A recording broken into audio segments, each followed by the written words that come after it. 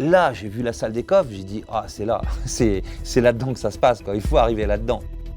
C'est quand même un scénario un peu dingue d'aller dans les égouts, vous allez creuser un tunnel. Et on attaquait. Et là, la terre tombait dans les gravats. Il était super joli, notre tunnel, tu vois, c'était... On était à 40 cm de la salle des coffres. Sauf qu'en fait, vous n'allez pas y arriver du tout, jamais. Je me fais péter à une voiture. Moi, je sais à 100% que je vais en tôle, je le sais. Je pars en courant. Donc une vie de cavale qui va durer des semaines ou des mois. Là, cette première cavale a duré 1 an. Le 27 janvier, j'arrive au tribunal en courant comme ça. Le juge, il est en train de citer les faits. Oui, nous avons à juger une affaire qui a fait grand bruit, l'affaire David Desclos, dite des égouts, tout ça. Et il me voit arriver en courant. Il me regarde, il me fait bah, vous êtes qui, vous? Je dis bah, je suis David Desclos, si vous êtes en train de juger, je viens me rendre. Mais donc t'es plus que culotté, t'es quand même un peu dingue. Mais qu'est-ce qui te pousse à faire ça? C'est l'envie de m'en sortir et de réussir. Et moi, j'en appelle à tous ceux qui dealent, qui volent, qui gambriolent, qui braquent et tout ça. Non, votre culot, votre intelligence, votre talent, mettez-le du bon côté de la barrière. Montez des projets honnêtes et faites l'argent honnête. C'est le seul qui dure. Bonjour David. Bonjour. Bienvenue dans Mon Incroyable Histoire.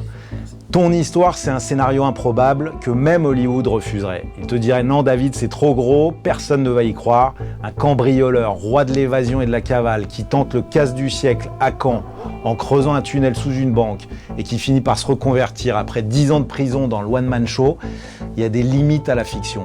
Pourtant, tout est vrai, on a vérifié et cette histoire de fou commence dans les égouts. J'avais le plan de la Société Générale et je cherchais la bouche d'égout qui est la plus proche de la banque pour pouvoir avoir moins à creuser, quoi. Le tunnel, mon idée était vite fait. J'avais amené mes potes tout autour de la banque. Je leur ai fait voir. Quand tu te promènes autour de la banque, c'est la plus grosse banque de Caen après la Banque de France. C'est le siège social de la Société Générale. Tu as les coffres, la salle des coffres remplie de coffres. Et quand tu te promènes autour de la banque, tu as un espèce de petit préau. Et nous, on avait été à 4 pattes sous ce petit préau et tu as des trappes d'aération. Elles existent toujours. Et on regarde par les trappes d'aération comme ça et on voit toute la salle des coffres, tous les coffres. Et là, on tombe dingue.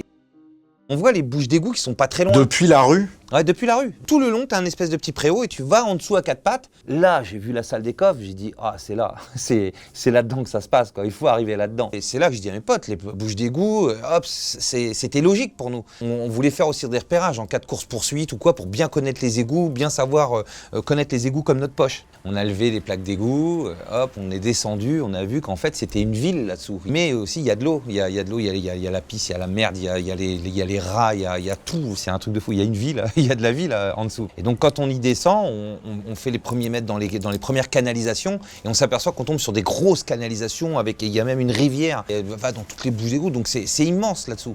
Et donc on est obligé de remonter, on a été à Decathlon, on a acheté des gros bateaux, des espèces des Zodiac en plastique, mais vraiment des gros, les plus grands qu'il y avait. Dans les égouts, on mettait le système et on appuyait sur le bouton, pouf, ça gonflait le bateau très vite, on avait les rames, tout, on avait des tenues de plongée, et là on a visité carrément tous les égouts, quoi. On était 3 avec les rames, quoi. Et là comme dans un film, quoi. J'étais spécialisé dans la neutralisation de système d'alarme. Je savais que l'alarme, c'était pas un problème. J'avais été dans la banque postiché pour faire mine d'ouvrir un compte. Je regardais les documents comme ça et j'avais repéré les alarmes. Et j'avais vu que c'était des alarmes par détection, normales, basiques, que je neutralisais depuis un paquet de temps dans toutes les autres banques. Donc pour moi, l'alarme, c'était du beurre. Et une fois que tu es dans la banque, tu as les portes blindées. Et mon pote, on avait déjà ouvert. Votre truc, c'était sans armes, tu l'as dit, et sans violence. C'est Spaggiari, ça, non? Sans armes et sans violence. Oui, ça, c'était l'argument de Spaggiari quand ils ont fait le casse de Nice. Mais voilà, nous, c'était plus à la Spaggiari, à la Arsène Lupin. Il n'y a pas de vol propre. Je suis pas en train de faire l'apologie de la cambriole ou quoi. Mais voilà, je voulais pas avoir de victimes. Je voulais pas. Nous, si par exemple on était sur un cambriolage, il y avait du monde qui arrivait, hop, on partait. Au moment de la Société Générale, vous avez ce plan, vous avez je sais pas, vadrouillé pendant combien de temps pour le repérage sous terre? Dans les égouts, ça a duré une bonne semaine, jusqu'à ce le plan était fait, on avait les canalisations, on connaissait les égouts comme notre poche, on avait la canalisation qui était vraiment proche de la banque et tout. Et là, fallait attaquer dans le dur. C'est quand même un scénario un peu dingue d'aller dans les égouts, vous allez creuser un tunnel. C'est quand même compliqué par rapport à ce que vous faites d'habitude, même si c'est déjà compliqué. Là, on passe à un step dans le risque et dans le danger, etc. Pourquoi vous la voulez absolument, cette banque? Il fallait en faire une dernière. Et donc, c'est ta dernière dans ta dans tête, ma c'est tête, la c'était dernière. Moi, quand ils m'ont pas compris, je leur ai dit ok, on va en faire une, mais une big. Soit on réussit, on est tous blindés, même ceux qui sont en prison, et si ça foire, on va tous au placard. Je l'ai fait dans cet état d'esprit. Pourquoi celle-là? Même si c'est l'une des plus grosses banques de Normandie, elle était quand même bien isolée. Pour moi, le plan était parfait, c'était carré. Et quand j'amène mes potes sur le plan, il y a une discussion avec un de mes potes qui me dit « David, elle est big celle-là, elle est trop big.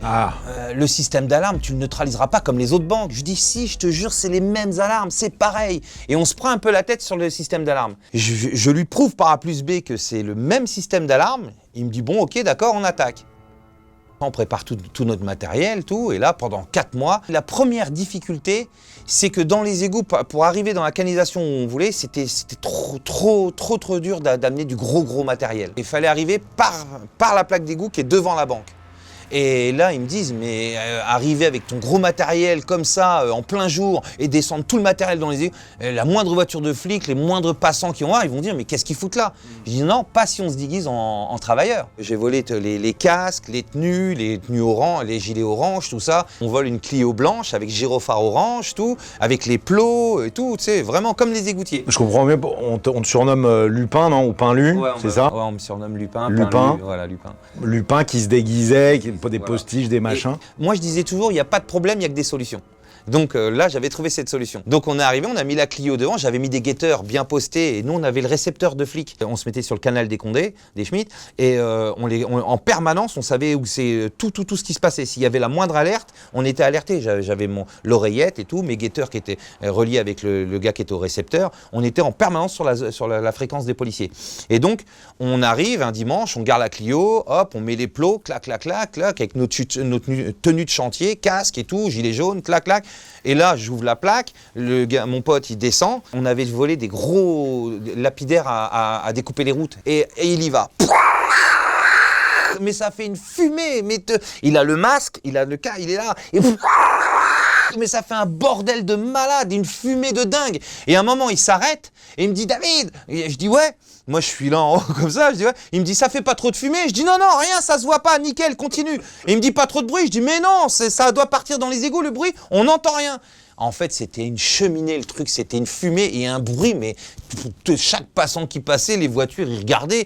Là, à ce moment-là, vous êtes à découvert à quelques mètres de la banque. Ah oui, voilà, on est à découvert. Mais les flics, on voient rien du tout. Tout est bien organisé. Donc, ça, c'est le début, là, quand vous commencez à forer, finalement, dans les égouts. C'était la chose la plus importante à faire. Pour qu'il y ait un passage pour chacun de vous. Après, on remet bien la plaque, et le soir, on revient. Là, on avait tous les sacs à gravats, tout notre matériel, pelle, pioche. Et là, on a attaqué avec les guetteurs qui étaient bien placés à leur position. Tout était nickel. Moi, je les avais dans l'oreillette et tout. Et on attaquait. Et là, la terre tombait dans les gravats.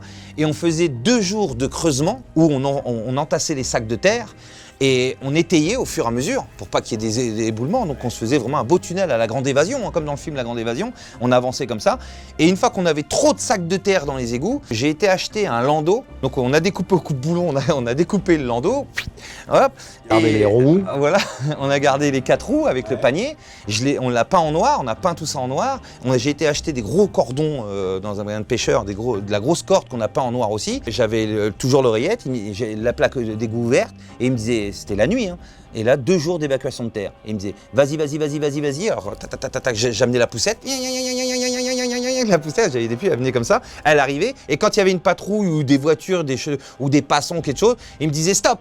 C'est avec la poussette soit restée sous le préau, là où il y avait le stop, elle était restée. Et moi, j'attendais. On la voyait quasiment pas, elle était dans le noir, toute peinte en noir, tout ça. Elle était ni vue ni connue. C'est toi qui imaginais tout ça? Tout ça, c'était imaginé, ouais, j'ai tout imaginé. Mais imaginer, t'avais des... Enfin, je veux dire, pour même faire le tunnel, les étais, etc., ce système... faut quand même se documenter. À l'époque, on est en 98. Tu trouves pas sur Internet des tutos pour fabriquer un tunnel ou pour vider toute la terre, etc. Comment ça sort de ton imagination? Je peux pas te dire parce que ça sortait de mon imagination, tout le plan et tout. Mais je dois rendre à César ce qui appartient à César, c'est que j'étais aussi bien entouré. Ceux qui étaient avec moi avaient leur mot à dire, me disaient tac, là non, là attends David, là on va plutôt faire comme ça, c'est comme tac. Ça dure 4 mois là, ce tunnel, la fabrication du tunnel. Vous avez combien à creuser? On a 5 mètres, quoi. 5 mètres. Voilà, 5 mètres, mais ça 5 paraît, mètres, ça dure 4 mois. Ça paraît pas parce que l'évacuation, tout ça, les trucs, et surtout l'éboulement. On a 2 éboulements. Voulant aller trop vite, j'étaye pas à un moment. Et là, ça c'est où mes potes me sauvent. Après, on rétaye, on réévacue la terre. Il était super joli notre tunnel, tu vois. C'était le dernier éboulement où là, tout le monde a pensé que le coup était foiré et c'était foutu. C'est que quand on arrivait à la hauteur des grilles, sous l'espèce de petit préau, c'est que des graviers là.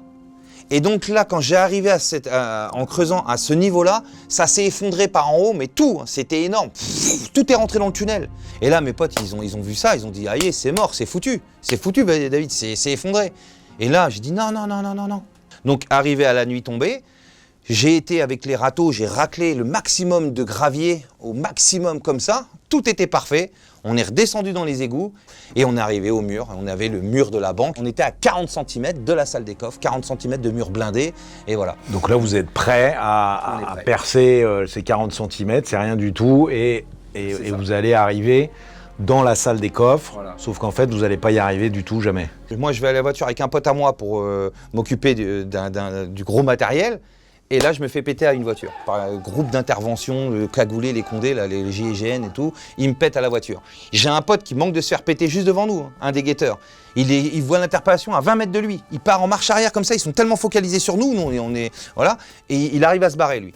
Et les autres arrivent à se barrer aussi. Tout le monde arrive à se barrer. Quand tu dis on se fait taper, c'est quoi? C'est la BRI, c'est ça? C'est la BRI. C'est la BRI. Ils sont cagoulés. Ils sont cagoulés. Ils sont combien? Ils sont pleins. C'est groupe d'intervention. Plein. Ils sont pleins. Donc là, vous avez repéré, ça veut dire. Ah ouais, ils nous ont repérés. Ils étaient au courant. Ils savaient qu'il se tramait quelque chose par là. Et ils avaient repéré cette voiture-là. Donc là, ils nous sortent, menottes.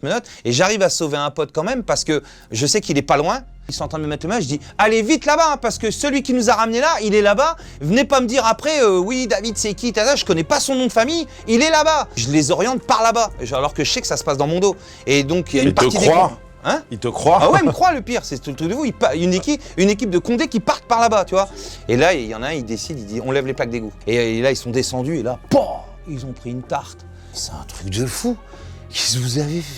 Comment vous avez fait pour faire ça à cet endroit-là tout? Je dis moi c'est pas moi je nie en bloc à ce moment-là. C'est la première fois qu'ils voyaient ça, un tunnel sous une banque. Bah, ça avait déjà été fait dans le passé par d'autres équipes, comme Spadjari, tout ça. Oui, mais c'est la légende. Voilà, c'est la légende. Surtout, ils nous avaient sous-estimés. Pour eux, on n'était que des délinquants à la petite semaine, des vendeurs de shit, des cambrioleurs. Ils nous avaient attrapés sur des cambriolages, mais ils pensaient pas à tel niveau. Et l'info qu'ils avaient eue disait que c'était nous. Donc, ils nous surveillaient quand même, tu vois. Et il y a un Schmitt qui disait si, je suis sûr que c'est la bande à Desclos. Et les autres, ils disaient non. Bande à Desclos, c'est ton nom, Desclos, c'est comme ça qu'on t'appelait, qu'on appelait la bande. La bande Desclos.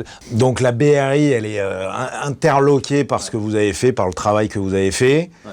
Toi, tu viens de te faire choper, tu es dans quel état là? C'est la fin de la partie, après des mois, 4 mois de boulot et c'est l'idée que c'est la tôle quoi. Ouais, bah, je sais à 100% que je vais en tôle, je le sais. Mon pote qui est avec moi, pareil. Donc moi je nie en bloc. Moi, on m'a amené sur une affaire, on m'a dit, viens visiter un tunnel, et je devais donner ma réponse en tant que guetteur et tout ça. Déjà, pendant la garde à vue, je voulais voir qu'est-ce qu'ils avaient comme bille contre moi. Je les faisais parler un peu, tac. J'ai compris qu'ils avaient rien contre nous. Toi, ils avaient rien contre vous, mais ils avaient quand même un tunnel. Un tunnel et un flag dans la voiture. Mais pour moi, c'était pas suffisant. Ils m'ont pas chopé dans le tunnel, ils m'ont pas chopé. Voilà. Mais l'après-midi, ils avaient fait une perquisition chez moi, ils m'avaient emmené à la perquisition. Et de la façon qu'ils m'avaient emmené, je les sentais tranquillos, tu vois. Je me disais dans ma tête, plus je les mettais à l'aise, parce que j'arrêtais pas de dire je vais en prison. Donc dans leur tête, ils disaient bon lui, il est sûr qu'il est en prison, il y a rien à craindre, dans sa tête, il est déjà en prison et voilà. Mais moi en fait, je préparais mon évasion. Et c'était un travail psychologique que je leur faisais. En leur disant je vais aller en prison, je vais en prison. Ils se relâchaient tranquilles, ils disaient c'est roudoudou. Pendant la perquisition, je dis à ma mère passe-moi ma doudoune, jogging blanc, je mets deux jogging de couleurs différentes sur moi. Et donc après ils me ramènent. Et en garde à vue, quand tu arrives en garde à vue, t'as deux choix. Soit tu tires tes lacets, tu mets tes lacets à ta fouille, et tu peux garder tes baskets. Sinon, si tu tires pas tes baskets, dans cette garde à vue là, j'ai connu des gardes à vue où ils te laissent pas le choix. Ils te tirent les lacets et point, ils te laissent. Mais là, si tu tires tes baskets à l'entrée de la cellule, tu es en chaussettes dans la cellule, voilà. Moi, c'est ce que j'ai préféré faire. J'ai tiré mes baskets et je suis rentré en chaussettes. C'était important, comme ça, je gardais mes lacets. Comme ça, si je taille la fuite, j'ai les lacets, tu vois. Et donc, je laissais... Tu comprends? Ok, d'accord, je comprends. Voilà, c'était tout un travail, tu vois. Et là, dans ma tête... Tu sais déjà au moment où tu rentres en garde à vue que tu veux te barrer. Ah ouais. Moi, depuis tout gamin, quand j'étais en garde à vue, que je me faisais serrer, j'avais toujours une habitude, c'est de tirer les menottes. Je m'entraînais à tirer les menottes. Donc moi, par exemple... Parce que tu avais fait plein de gardes à vue déjà. J'en avais fait des tonnes. Des tonnes. Des tas de gardes à vue depuis Donc les menottes, tu connais, je connais les menottes plein sur de... le bout des doigts, je fais les gardes à vue sur le bout des... Je connais tout. Et donc voilà, je savais que si tu te fais claquer les menottes comme ça, quand tu tournes, là c'est moins gros. Tu vois, tu gagnes un petit jeu. Après, tu pètes ton pouce et hop, les condés, maintenant, ils connaissent l'astuce. Donc, ils serrent plus, tu vois, ils te mettent bien, ils te les serrent, tu vois. Je disais, si j'arrive à me faire bien claquer les menottes, je tire les menottes, si je remets mes chaussures, tout ça, bien tranquille, je la remets dans la tête. Ah, c'est quand on va en prison, les gars, et c'est bon, ras-le-bol, la garde à vue, tout ça. Tu vois, je les mettais dans l'optique comme ça. Donc, j'attendais le matin, la PJ vient de me chercher, allez, Desclos. Et c'est là qu'il me compare à Spadjari, le célèbre gangster des années 70 qui avait lui aussi creusé un tunnel dans les égouts jusqu'à une banque. Il claque mes menottes, clac, hop, et il me saoule avec Spadjari. Il continue. Ah bah Spadjari quand même, ouais, t'es monté Desclos, non, c'est Spadjari, tout ça, il rigole. Tu vois, on rentre dans la voiture, hop, et tout le long de la route, il me saoule avec Spadjari. Ouais, Spadjari ceci, Spadjari cela, Spadjari t'as un beau crâne, c'était du lourd et tout ça. Et il y en a un, il commence à dire, par contre, il y en a un qui a réussi à baiser Spadjari. Moi, je suis là en train de tirer la menotte, tu sais, il y a l'autre à côté, il fanfaronne aussi. Je dis, ah bon, et c'est qui a réussi à baiser Spadjari? Moi, je m'en foutais, hein, je les faisais parler, c'est tout. Il me dit, on peut pas te le dire. Je dis, mais dites-moi qui c'est qui a baisé Spadjari, il est mort, Spadjari, on s'en fout. Non, on te le dira pas, c'est secret professionnel, on le dit pas. L'autre à côté, il avait un peu un problème de nez, il parlait du nez, et je l'appelais Yin. Il me regarde, il me dit, non, nous, dans la PJ, on a des secrets, on dit rien, motus. Et on arrive devant la préfecture, là où ils ont leur bureau, la PJ. Et moi, un sketch dans la voiture. Je dis, waouh, les champions, tu sais. Je dis, wow. Attention, les champions. Et d'un coup, devant la préfecture, il n'y a pas de place pour se garer. Alors l'autre au volant, il est là, il bug, il fait, oh. Tu sais, il sait pas. L'autre à côté, il regarde, il fait, ah, cette ville de merde, jamais de place pour se garer. Et moi, je veux pas qu'ils aillent se garer dans les trucs de la préfecture, je veux qu'ils se garent dans la rue, c'est plus facile pour que je taille la fuite. Donc je vois une toute petite place. Je me dis, ça va vite tout ce que je dis là, hein. Ça se fait en quelques secondes. Hein. Je me dis, si j'arrive à ce qu'ils se mettent là, c'est mieux pour moi. Et donc je fais ça, il y a bien une petite place pour la mettre, la voiture là. Mais il faut être un fin pilote. Même le meilleur voleur de voiture de mon quartier, le meilleur pilote, il la met pas. Mon collègue, c'est le meilleur pilote de la PJ, il la met s'il veut. Eh ben moi je dis qu'il peut pas la mettre. Pensez bien que l'autre il rentre dans le jeu, il enclenche la première, il se met en créneau, marche arrière comme ça. Je l'encourage, je fais c'est qui va la mettre, Il est là, il la met, mais il se bloque, tu sais, cul à cul devant les voies. Ils sortent de la voiture. Ils font le tour, ils m'ouvrent la porte. Je sors et on avance vers la préfecture. Mais ils se relâchent. Moi, je pense qu'à Spadjari. Et là, j'ai la menotte, elle est déjà là. Et là, avant même que je pose mon pied sur la première marche de la préfecture, les deux en cœur à côté de moi. Desclos, tu fais chier, avance. Vous voulez vraiment pas me le dire? Ils me disent non, je pars en courant. Je cours. Et là, dans le tournant, je vois l'autre, il arrive à sa voiture. Il arrive vite à sa voiture, mais il se rend compte qu'il l'a bloqué, le con. La voiture bloquée comme ça, il bug. Oh! On est le 24 décembre 1998, 10h du matin, la veille de Noël, course-poursuite dans le centre-ville de Caen, comme ça. J'arrive à la rue de Bras, au fond il y a une résidence, je les ai largués, j'escalade, il y a une grande résidence, j'escalade la grande grille, je me mets dans le fond, il y a une espèce de buisson, je me mets dans le fond, je tire ma doudoune, je mets la doudoune comme un sac à poubelle, hop, et j'attends. Et moi je suis là, et je le sais depuis tout gamin, une fois que t'as réussi à les larguer, tu sors pas, ils te cherchent partout, tu sais, tac, et putain, là je sais que je suis dans la merde, tu vois. Tunnel, évasion, tout, mais dans ma tête je me dis, petit truc, je me dis, je les ai bien baisés quand même, quoi. Je les ai bien nus, quoi, tu vois. C'était ma petite revanche. Et là, ça s'est enclenché, là, une vie. Donc une vie de cavale qui va durer des semaines ou des mois? Là, cette première cavale a duré 1 an. Où t'es en France et t'es en Espagne, c'est ça? Espagne, France, Suisse, Belgique, Italie. Rien n'était préparé? Rien. Bah, après, je sais que j'ai des potes, hein. Dès que mes potes, surtout mon petit non, frère. Mais tu vas pas voir tes potes à la cité, là, en disant coucou, c'est moi, des mois me barrer. Non, mais d'abord, là. Il n'y a pas de portable à l'époque, non? Pas de portable, rien. Comment tu passes du Buisson à Val Thorens, je crois, c'est ça? Là, c'est un enchaînement de films. Je suis dans le buisson, j'attends, il y a 10 minutes passent. Déjà, premier coup de flip, j'ai l'inspecteur Funzer qui arrive derrière la grille. Et il est derrière la grille comme ça, je suis à 50 mètres de lui, je suis dans le buisson comme ça et heureusement j'ai eu l'instinct de mettre mon blouson noir autour de mes jambes pour cacher les balles. Tu sais, comme si c'était un sac à poubelle, tu vois, je suis caché et je le regarde. Et je dis là, je suis mort, je suis dans un cul-de-sac, s'il me voit, je suis foutu. Et il regarde comme ça, heureusement il escalade pas la grille, c'est des grilles à code, donc il est comme ça, il regarde comme ça. Je dis, je suis mort. Et je le vois partir. Je dis, il m'a vu, il fait mine de rien, il appelle du renfort et je suis pété, quoi, tu vois.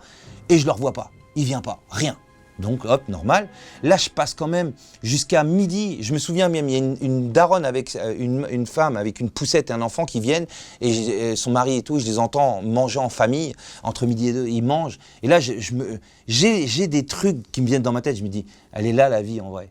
Tu vois, j'ai toujours ce souvenir de cette femme avec son enfant qui vient, qui fait à manger, son mari qui arrive, qui mange en famille. Tu sais, je dis, en fait, elle est là, la sécurité. Le mec, il rentre du travail, il mange, il repart au travail, mais il apporte la sécurité à sa famille. Dans ton buisson, tu te dis ça? Ouais, je te jure que dans mon buisson, je pense à ça. Je me dis, purée, c'est ça la vie. Et le pire, c'est quand on était jeunes, on les critiquait, ces gens-là. On disait, regarde ça, ces beaufs qui vont travailler pour l'État, tout ça, tu vois. Mais en fait, ils ont tout compris. C'est eux qui ont tout compris.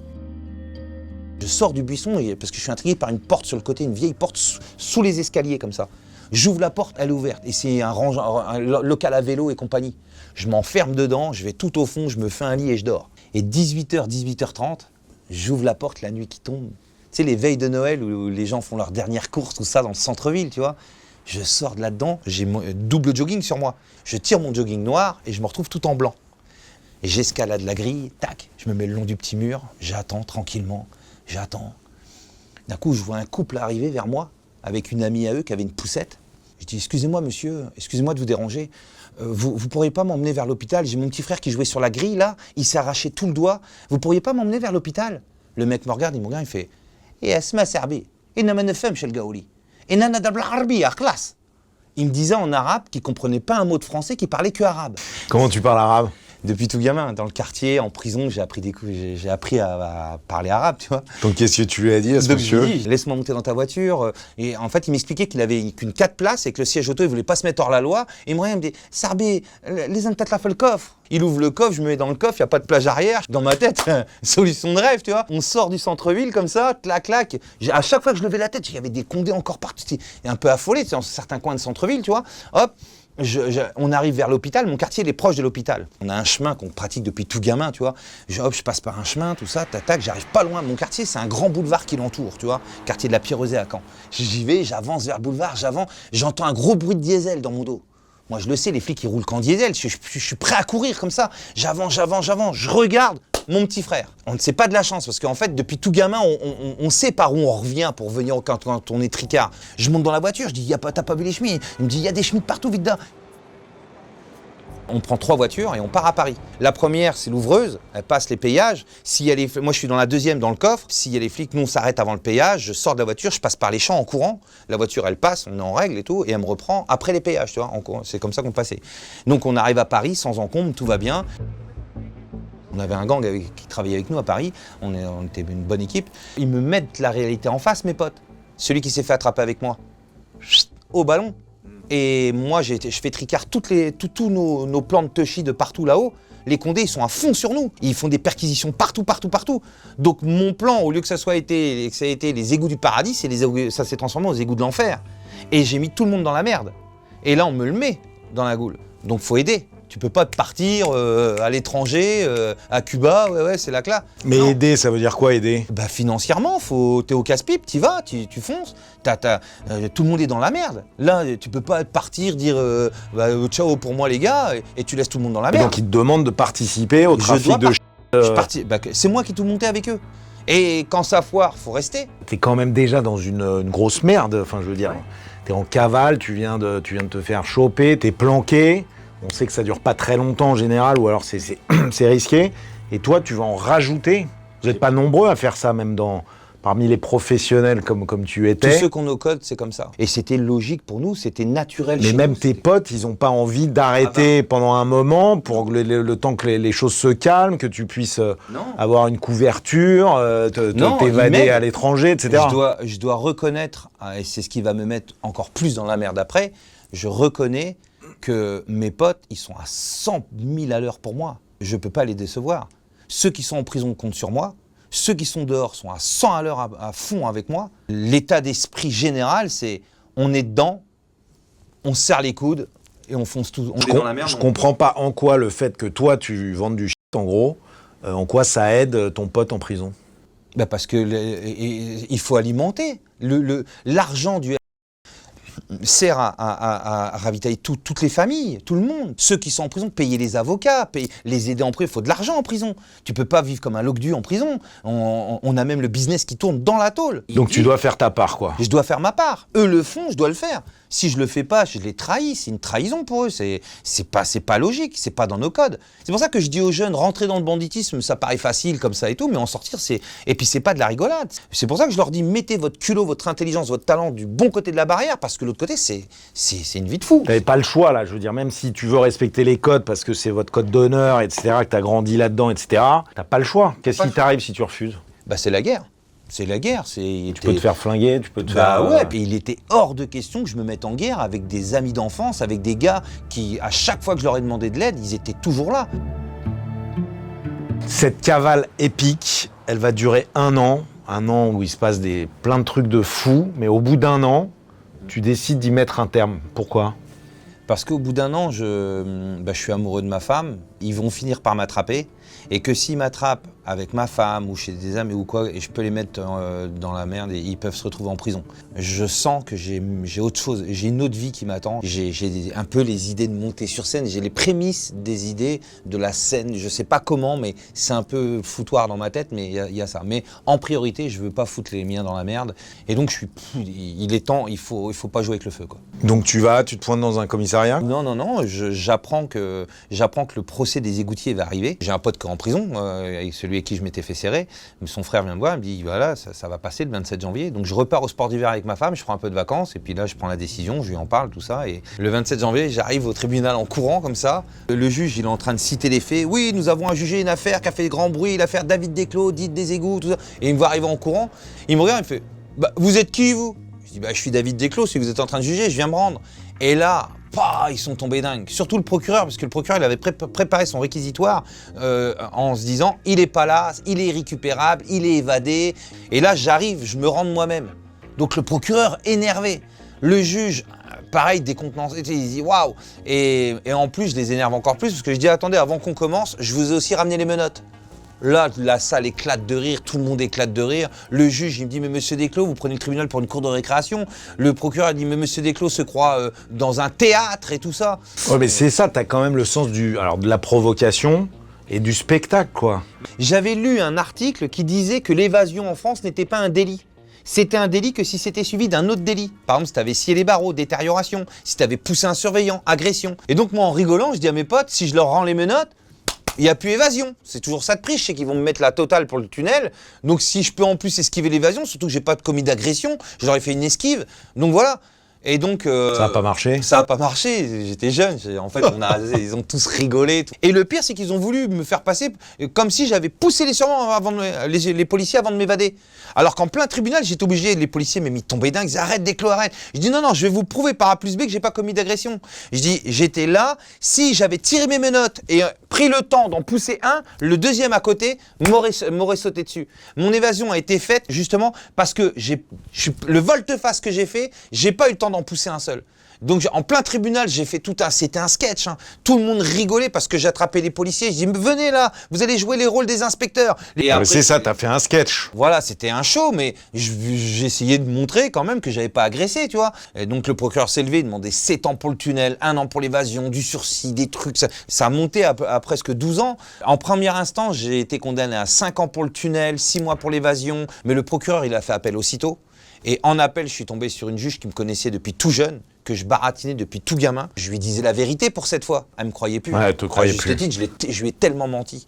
Et là, il n'y a même pas eu de délibéré. Elle s'est levée, elle est revenue, ramenez-les, hop, 7 ans ferme, 7 ans pour le tunnel, 1 an pour l'évasion, du sursis de révoqué, des peines que j'avais à droite à gauche, je suis monté à 12 ans. Le même jour, dans la salle d'à côté, il y avait un violeur, il a pris 5 ans, dont 2 de sursis. Et là, ça m'a marqué, parce que je disais, nous, on avait creusé un tunnel sans armes, sans violence, on n'avait commis aucune violence, mais fallait nous stopper. Fallait nous stopper parce que nous, on touchait à l'argent de l'État. Et le violeur, lui, voilà. Et c'est ça que j'ai vu la grosse différence.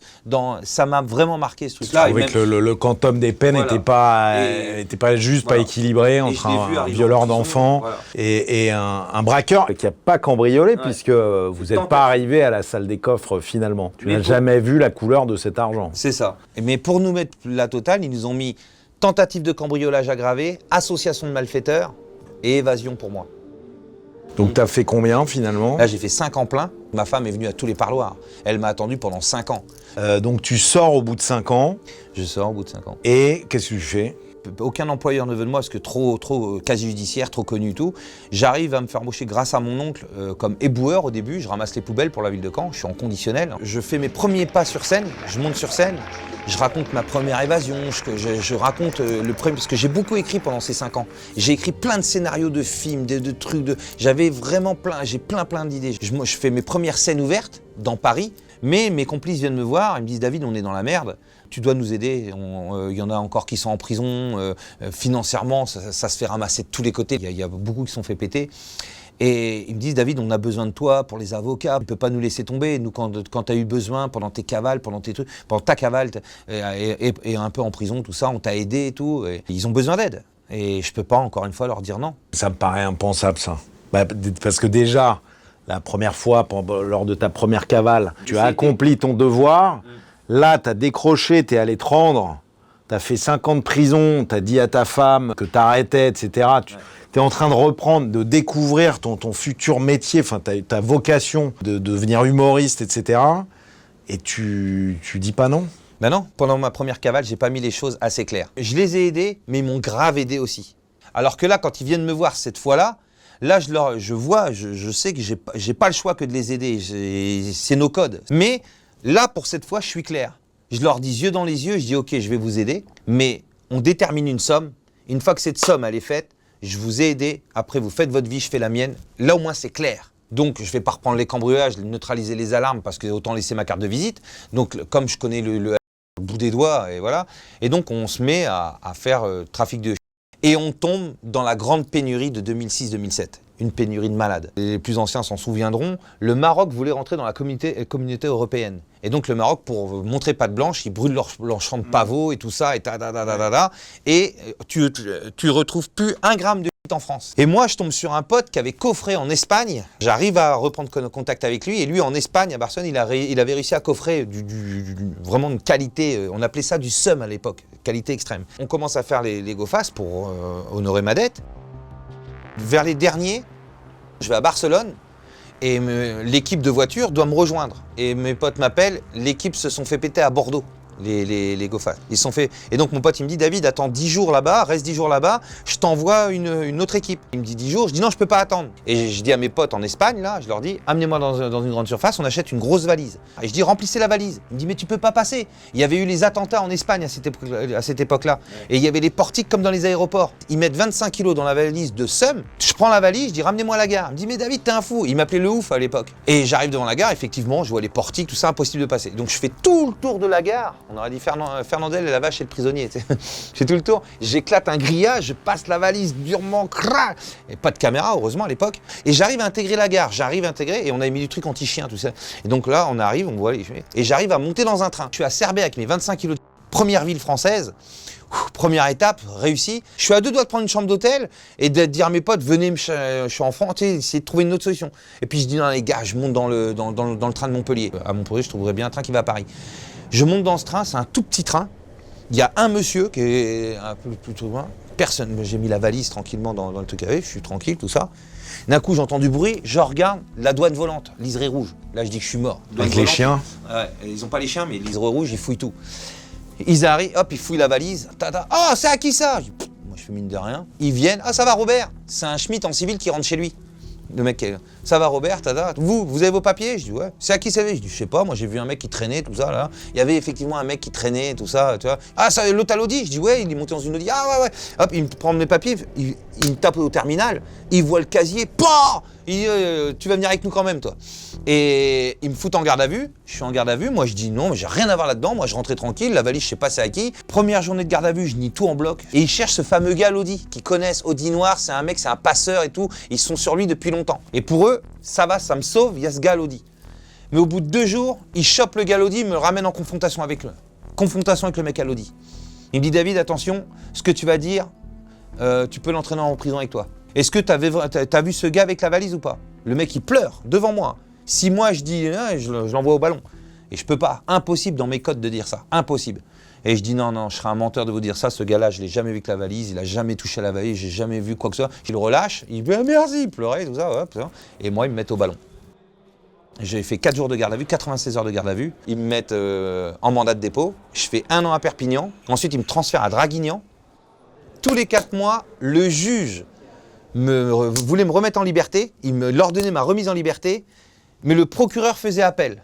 Le procureur avait 10 jours pour faire appel. Au bout de 9 jours, si à minuit il faisait pas appel, je sortais. Mais il faisait toujours appel à 23h45. Il jouait avec tes nerfs. Il jouait avec mes nerfs. En matière de stupes, si au bout de 24 mois, ils n'ont pas fermé le dossier, c'est soit t'es jugé, soit libéré. Et donc ils me relâchent. Je suis arrivé à Caen, j'ai vu ma femme et ma fille, parce qu'entre-temps j'avais eu ma fille pendant les 2 ans que j'étais dehors. Et là je vais voir mes complis, je vais leur dire, je dis je vous dois plus rien. Ils me disent non David, tu nous dois plus rien, c'est nous qui te devons. Je dis non, vous me devez plus rien, je vous dois plus rien, on se doit plus rien.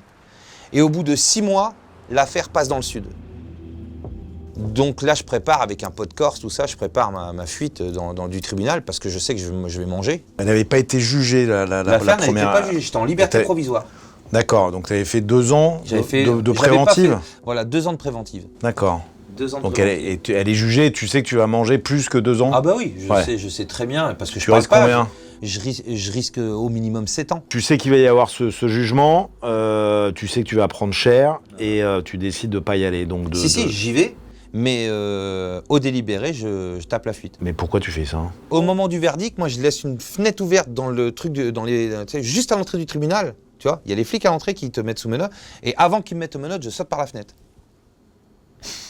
C'est-à-dire, ils viennent de te dire que tu prends 7 ans. Non, ils m'ont pas mis 7 ans, ils m'ont mis 5 ans. 5 ans ferme. Mais sur 5 ans, j'avais déjà fait 2, il me restait 3 ans. Mais je voulais pas faire 3 ans tout de suite. J'étais trop fatigué, j'avais d'autres choses à faire. Donc ils te mettent 5 ans, tu te dis non et tu te barres par la fenêtre. Voilà. Devant des flics. Ouais, je me barre. Et là, je trace une moto qui m'attend en bas. Je pars. Comment c'est possible de partir par la fenêtre dans un tribunal où tu es entouré de parce policiers? En fait, t'as la porte là où il y a les condés et t'as une porte là où il n'y a pas de condés, tu vois. Et c'est fait que moi, je passe par là pour... les condés, ils viennent vers moi et moi, je passe par là. Et je leur laisse pas le temps de venir vers moi au niveau des menottes. Donc là, je trace et je remonte à Caen. Je prends ma femme et ma fille. Et là, je pars à Paris. Je suis recherché. Je pars et je dis à ma femme, je te promets, comme je dois plus rien à mes anciens complices, je suis à Paris avec ma femme et ma fille, je lui dis, je vais plus rien faire de malhonnête.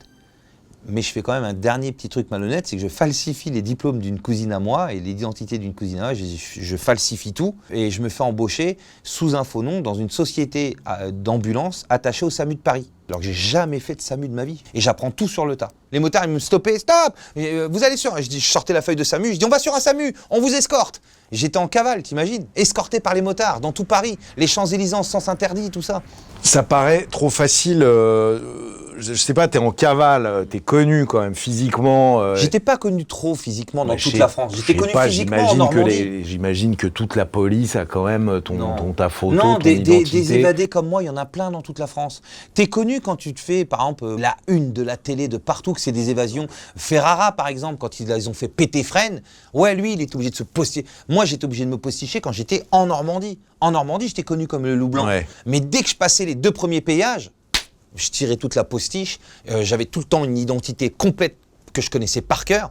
Je connaissais les identités par cœur, sur le bout des doigts. Le nom, nom du père, nom de la mère, date de naissance de la mère, date de naissance du père, le nom, la rue, tout, les voitures, tout, je connaissais par cœur l'identité que je m'étais faite. Tu es sous une fausse identité. Voilà. Ça dure combien de temps? Pendant presque 5 ans. 5 ans de cavale où tu travailles pour le SAMU et pas seulement, tu fais aussi des spectacles. Le soir, je monte sur scène, je fais le Changeman Comedy Club, le Trévise, le Point Virgule, toutes les scènes ouvertes de Paris connues et je raconte ma première évasion, ma cavale, je fais rire les gens. gens, tout ça. Les gens rigolent. Là, Suisse, je dis, je peux pas, je suis en cavale. Et les gens, ils rigolent, ils applaudissent, et puis je pars, mais je suis vraiment en cavale. Je suis vraiment recherché. Mais personne te croit. Personne ne me croit. Les gens, ils rigolent, ils disent, ah, eh ben, je vais vous raconter ma première évasion. Et là, je racontais ma première évasion. Arrête ça, je t'en supplie. Et voilà, tac. Mais donc, t'es plus que culotté, t'es quand même un peu dingue. D'ailleurs, tu dis, on t'appelait le fou à un moment. On m'appelait le fou. Parce que là, tu joues avec ton histoire, tu dis la vérité à des gens qui te croient pas parce que t'es en train de dire la vérité, t'es en train de dire que t'es en cavale. On peut pas le croire que tu sois aussi dingue. Mais pourtant, tout est Mais vrai. qu'est-ce qui te pousse à faire ça? Je sais pas, une folie. Parce qu'en fait, ce qui me pousse surtout, c'est l'envie de m'en sortir et de réussir. De sortir de la condition dans laquelle on a grandi et tout. Et surtout, ce qui me pousse à monter sur scène, c'est d'envoyer des messages. J'ai trop lu de journaux et vu de journaux télévisés où ils racontent la délinquance et le banditisme sans savoir vraiment ce qui se passe, comment on y rentre et ce qui s'y passe vraiment et tout. Et j'ai le sentiment que j'ai ma pierre, quelque chose à amener avec de l'humour, de la dérision. Et pour ça, il faut voir le spectacle pour le comprendre. Beaucoup vont voir cette interview. Vous allez avoir beaucoup de commentaires où les gens vont dire « Pourquoi vous donnez la parole à un ancien bandit ?» Surtout qu'il en rigole, il en joue, il en rigole. J'ai l'habitude. Les gens vont dire « Sa place est dans une fosse à purin. Un zèbre regardera toujours ses lignes. » Je les connais par cœur, leurs commentaires. Ces gens-là ne savent pas pourquoi que j'ai une légitimité de monter sur scène et les messages que j'envoie sur scène. Ce que je fais dans les écoles, dans les collèges, dans les lycées, la prévention que je fais, la lutte contre la récidive, que depuis 10 ans, on apporte la justice restaurative à un haut niveau. Après mon spectacle, on fait un débat et on fait monter des victimes sur scène qui échangent avec les détenus. J'interviens dans toutes les prisons de France, j'interviens dans les écoles. Et cet échange avec les jeunes dans les écoles, dans les collèges, dans les lycées et les détenus dans les prisons, avec cette justice restaurative, c'est la solution, c'est une des solutions pour faire de la prévention et de la lutte contre la récidive. T'en es à 50 cavales, t'es dans le SAMU et le spectacle. Et il se passe quoi? Tu finis par te faire J'ai déjà prendre. j'ai 2 fils qui naissent, donc je me retrouve avec une femme et 3 enfants. Et un jour, mon frère me prête une voiture, je suis à Paris, et il a mal vidé dans la boîte à gants. Derrière, au fond de la boîte à gants, il y a un papier où il y a son nom à lui. Je me fais contrôler avenue de Saint-Ouen, je donne mon nom comme d'habitude, le nom que je connais par cœur. Les condés me trouvent chelou, ils fouillent la voiture et dans le fond de la boîte à gants, ils trouvent des clos. Ils tapent des clos au terminal, ils me braquent. Je suis braqué dans toute l'avenue de Saint-Ouen, un braquage de malade. Ils m'emmènent au commissariat de la Goutte d'Or. Quand ils te mettent la main, t'as l'écran, pap, ta photo.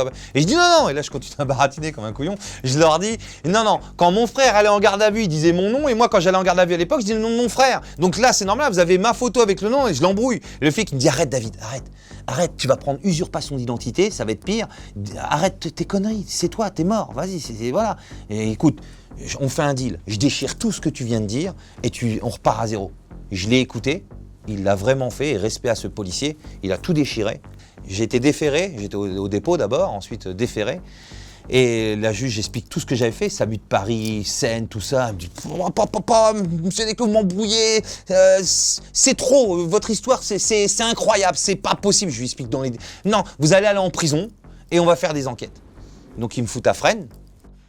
Et là, j'ai ma femme, mes fils qui viennent. Je veux pas que ma fille vienne me voir parce qu'elle est elle est un peu plus âgée, donc je veux pas la marquer. Parce que moi, mon père avait été à Fresnes et j'ai le souvenir, moi, même quand il était à la maison d'arrêt de Caen, j'allais voir mon père. J'étais sur les genoux de ma mère et j'ai le souvenir, c'était à l'époque, à l'ancienne, les parloirs hygiaphones, c'est avec les petits trous, la vitre et j'étais sur les genoux de ma mère et j'enfonçais mon doigt et mon père était prisonnier et il essayait mais il pouvait pas, il essayait de toucher mon doigt. Et 20 ans plus tard, je suis à la maison d'arrêt de Caen, au cachot. Et comme je suis au mitard, j'ai le parloir géophone, et je dis à mon père, tu te rappelles papa? Et mon père, il pleure, et je m'en suis voulu d'avoir fait ça. Mon père, il s'est dit, j'ai été en prison, mon fils y est aussi. Et quand je me retrouve en prison, que je suis à Fresnes, et que ma femme ramène mon petit de 6 mois, et mon autre de 2 ans, je les vois, les filles, et je me dis, mais faut couper ça. Pourquoi de père en fils comme ça? Il faut couper ce cercle. Donc au bout d'1 an à Fresnes, il y a eu 2 enquêtes, tellement l'histoire était incroyable. Ils disent c'est pas possible, il ment. Ils ont fait retour d'enquête, tout est vrai. Je passe devant la juge. La juge, elle me dit, monsieur Desclos, j'ai jamais vu ça de ma vie. Une telle histoire de dingue, et c'est vrai, vous êtes monté sur scène, vous avez travaillé ambulancier attaché au SAMU de Paris. Elle me dit, monsieur Desclos, je vais faire quelque chose, je vais vous donner une dernière chance. Je vais vous laisser sortir avec le bracelet électronique et vous allez faire quelque chose de bien de votre vie. Et là, j'en ai des frissons, cette juge, elle était formidable. Et elle m'a donné cette dernière chance et j'ai saisi cette chance. Je suis sorti avec le bracelet électronique, j'ai fait 8 mois de bracelet électronique, après je suis sorti en conditionnel. Je suis remonté sur scène. J'ai fait des belles rencontres qui ont cru en moi. J'ai gagné un concours, j'ai eu le droit de jouer mon spectacle en entier. Et là, ils ont vu la teneur du spectacle, les messages forts du spectacle, la prévention qu'il y avait dedans avec de l'humour et tout, mais tous les messages forts. Et là, j'ai fait Théâtre du Gymnase, Bobino, Palais des Glaces, Jamel Comedy Club, Théâtre de la Tour Eiffel. Et les premiers qui ont acheté le spectacle, le ministère de la Justice. Ils viennent me voir, ils voient ça, ils m'ont demandé de faire la tournée des prisons de France. Ils ont déclaré mon spectacle d'utilité sociale et publique. Je fais des ateliers d'écriture, spectacles, débats. Mais est-ce que toi, ce travail-là, quand tu avais 20 ans et que tu cambriolais des banques et que tu avais la vie que tu viens de décrire avec énormément d'aventures, d'adrénaline, de trucs de fous qui se sont passés dans ta vie, tu crois que t'aurais écouté ces discours-là? Tu crois que ça aurait changé quelque chose? Oui, si on m'avait dit les vérités que moi je dis aujourd'hui. Les vérités, c'est premièrement sur les victimes. Tu crois que ça aurait eu du poids? Oui, ça aurait eu du poids. Quand vous avez une victime qui vous dit face à face les séquelles qu'elle a eues quand elle rentre chez elle, qu'elle explique qu'elle le vit comme un viol, ses affaires ont été retournées, qu'au moindre bruit elle sursaute, qu'il ne dorme plus pareil dans un appartement ou une maison cambriolée. Une victime qui vient de dire ça face à face, alors que toi tu te dis je cambriole, j'attends qu'elle soit partie au travail ou en vacances, je lui fais pas de mal, je lui prends que ses sous ou ses billets. Ça te percute. Et c'est là-dessus qu'il faut travailler. C'est apporter le déclic dès le plus jeune âge, dès les écoles primaires. Les graines qu'on plante sont nos jardins de demain.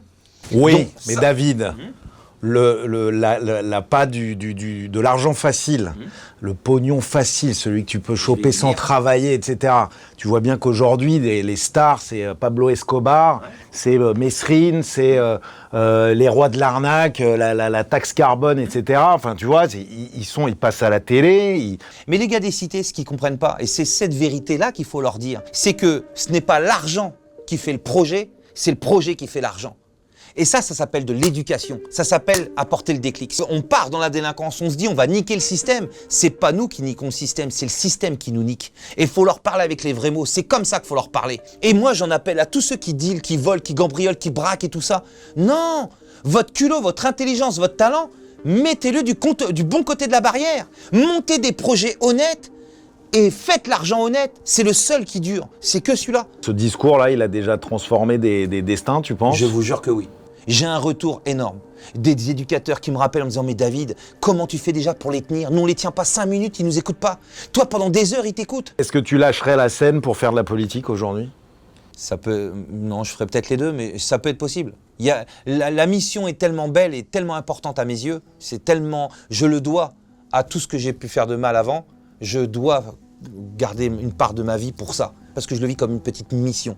Je ne veux pas me faire passer pour je dis pas le mot mission, pour moi c'est tendeur de perche. On tend des perches. Et si vous voulez la suite, ou dans les détails de tout, parce que la suite est tellement dingue, et tout est vrai, et s'ils veulent la suite, dites-le dans les commentaires, je reviendrai pour une suite avec tous les détails, parce que ce qu'il y a eu avant le tunnel est une dinguerie, ce qu'il y a eu après est une dinguerie. Donc si vous voulez la suite, n'hésitez pas, dites-le dans les commentaires, je reviens avec plaisir, et on enchaîne. Merci pour la pub, David. Merci.